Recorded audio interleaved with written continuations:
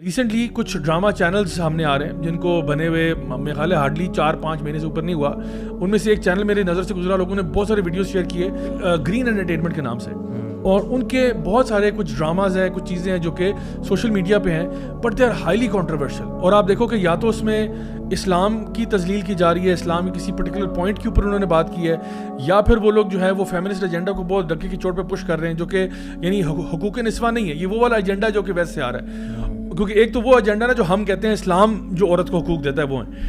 اور پھر even transgenderism کے اوپر بھی they are trying to desensitize it through comedy, through things like that. تو ایسے چینلز کے بارے میں آپ کیا کہیں گے کہ یہ جو سوشل میڈیا کے اوپر چیزیں آتی ہیں اور جو لوگ ایک دم سے ودن مطلب آپ دیکھیں کہ 4-5 مہینوں کے اندر ملینز میں ان کے ویوز گئے ہیں, تو یہ ہماری عوام جو ہے, مجھے ان کے بارے میں بھی کبھی کبھار تھوڑا افسوس ہوتا ہے کہ یار مطلب کوئی بھی چیز نہیں آتی ہے آپ لوگ فوراً لیچ آن کر جاتے ہو وداؤٹ تھنکنگ اباؤٹ اٹ کہ یار یہ جو چیز ہم کنزیوم کر رہے ہیں یہ کہیں ٹریش تو نہیں ہے, کہیں یہ گاربیج تو نہیں ہے جو ہمارے دماغ کو کرپٹ کر سکے یا ہمیں اللہ سے دور کر دے. اصل میں 5th جنریشن وارفیئر جو ہے ضیاء بھائی وہ یہی تو ہے. وہ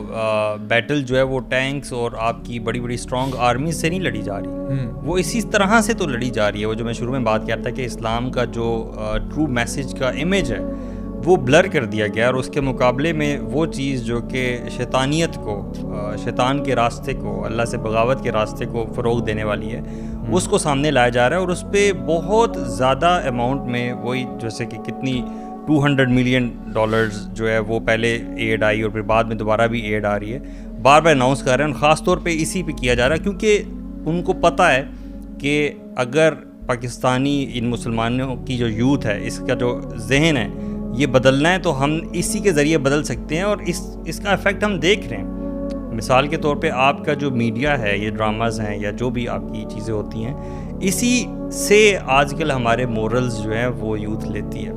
ٹھیک ہے, آپ نارملائز کرنا چاہتے ہیں کسی ایک کانسیپٹ کو سوسائٹی میں, آپ دیکھیں کہ وہ چیز ڈراماز سے آتی ہے, ڈرامہ میں وہ دیکھا جاتا ہے. اچھا ڈرامہ میں وہ کیوں دیکھا جاتا ہے, آپ کہہ رہے ہیں نا کہ ہم بائے کیوں کر لیتے ہیں کوئکلی, کیونکہ وہ اس کو ہم انٹرٹینمنٹ کے تناظر میں دیکھتے ہیں, کیونکہ انٹرٹینمنٹ کے تناظر میں کوئی بھی چیز جو ہے وہ جائز ہے اور اس کی لمٹس جو ہیں وہ کوئی بھی نہیں. So for the purpose of entertainment people watch these kind of things, اور ایکچولی چاہتے اور نہ چاہتے ہوئے اپنے مورلز لے لیتے ہیں. جیسے آپ نے بتایا نا, اٹس 5th جنریشن وار,